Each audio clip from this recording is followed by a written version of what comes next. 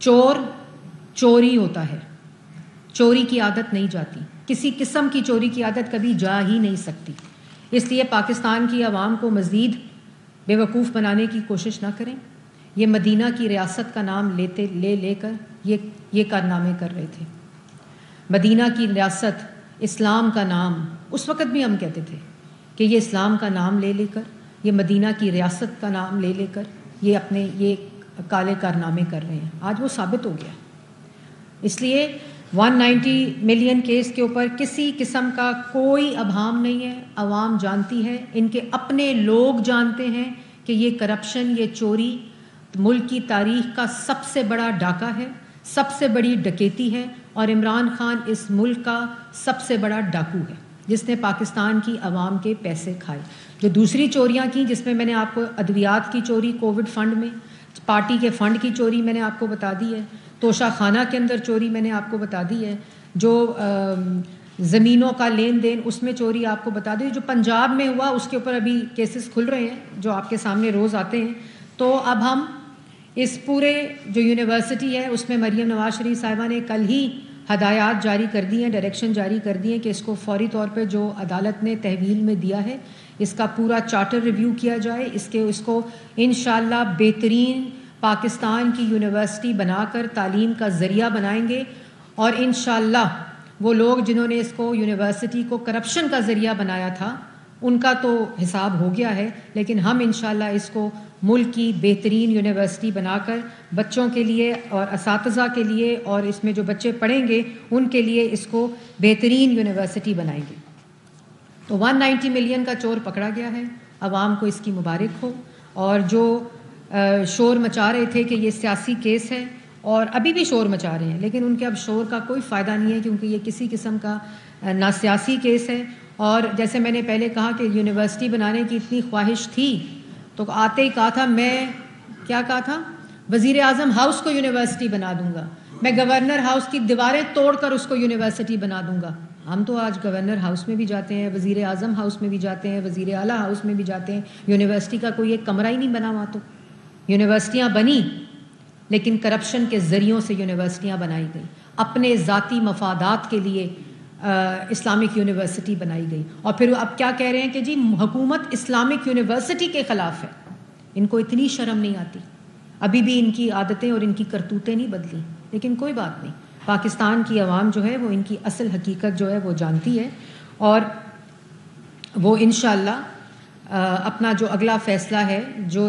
بچے کچے ان کے حق میں لوگ ہیں جو جھوٹا شور سنتے ہیں، وہ بھی انشاءاللہ ختم ہو جائیں گے۔ آخر میں ایک بات ضرور کہنا چاہتی ہوں کہ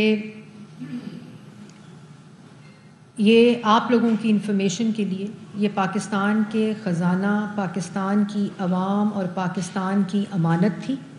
جس میں خیانت کی گئی، اور جس بندے کو خیانت کرنے کی عادت ہو، جنہوں نے اپنے اوپر صادق اور امین کے اس وقت کے جو فرعون تھے ان کو بھی پیسے دے کر، ان کے بھی منہ بند کر کے، ان کو بھی انفلوئنس کر کے یہ ٹیگز لیے ہیں، اس کی حقیقت بھی ہمیں پتہ ہے۔ یہ جو صادق اور امین کے فیصلے لیے تھے اس کی کیا حقیقت ہے وہ میرے زبانی بھی آپ نے سنی ہے، اور بہت سے لوگ ہیں جو ان کے زبانی بھی آپ نے سنی ہے۔ اختیارات کا ناجائز استعمال کی یہ سب سے بڑی تاریخ کی مثال ہے کہ وزیر اعظم کو پتہ ہو کہ یہ چوری میں کر رہا ہوں، وزیر اعظم کو پتہ ہو کہ آج میرا اختیار ہے اور اس اختیار کو استعمال کرتے ہوئے میں کسی کو فائدہ دے رہا ہوں کیونکہ مجھے فائدہ ملنا ہے، یہ اختیار کا استعمال ہوتا ہے۔ اور جو وزیر اعظم جس پہ تم چور چور کا الزام لگاتے تھے اس کو پاکستان کی عدالتوں نے بھی اور برطانیہ کی عدالتوں نے بھی سرخرو کیا ہے، اور خالی اس کو نہیں، اس کے 40 سال کے حساب کو جو اس کے مرحوم والد، اس کی جماعت اور ان کی تمام جو لوگ تھے وہ اس پورے احتساب کے مراحل سے گزرے ہیں، اور یہ تو 4 سال کے اندر یہ ڈکیتی اور چوریوں کی داستان ہے۔ وہ 2 دفعہ وزیر اعلیٰ اور 3 دفعہ اس ملک کا وزیر اعظم رہا ہے، اور آج بھی اللہ تعالیٰ کے فضل و کرم سے پاکستان مسلم لیگ نون کی حکومت ہے۔ شہباز شریف صاحب جن کو تم چور چور کہتے تھے، جن کو بختر بند گاڑیوں میں لے کر آتے تھے، دھکے دیتے تھے، ان کو دوائی نہیں دیتے تھے، ان کو کرسی نہیں دیتے تھے، ان کو جب میڈیکل ٹیسٹ ہوتا تھا اس کی رپورٹ نہیں دیتے تھے، یہ تم جیلوں میں کرتے تھے۔ شکر کرو آج وہ لوگ حکمرانی کر رہے ہیں جن میں بدلے کی ہوس نہیں ہے، ان میں اس ملک کو ٹھیک کرنے کی، اس ملک کو واپس ترقی کی پٹری پر لانے کا مقصد ہے۔ اور وہ آج وزیر اعظم ہے، اور جس خاتون کو تم نے کال کوٹریوں میں رکھا، سزائے موت کی چکیوں میں رکھا، والد کے سامنے گرفتار کیا، والد کے ساتھ جیل میں رکھا، جس جماعت پہ تم نے جھوٹے الزامات لگائے اور اس جماعت کے ہر بندے کو جیل میں ڈالا، آج اللہ تعالیٰ کے فضل و کرم سے پاکستان کی جو ترقی ہے، پاکستان کی جو اس وقت بہتری ہے، عوام کی خوشحالی ہے، اس پہ شہباز شریف صاحب وزیر اعظم پاکستان کام کر رہے ہیں، اور وزیر اعلیٰ پنجاب مریم نواز شریف صاحبہ بطور وزیر اعلیٰ پنجاب کام کر رہی ہیں۔ اس ملک میں 2014 کے بعد ملک کی تاریخ میں مہنگائی کی شرح دوبارہ 3 سے 4% پر آ گئی ہے۔ اسٹاک ایکسچینج جو ہے وہ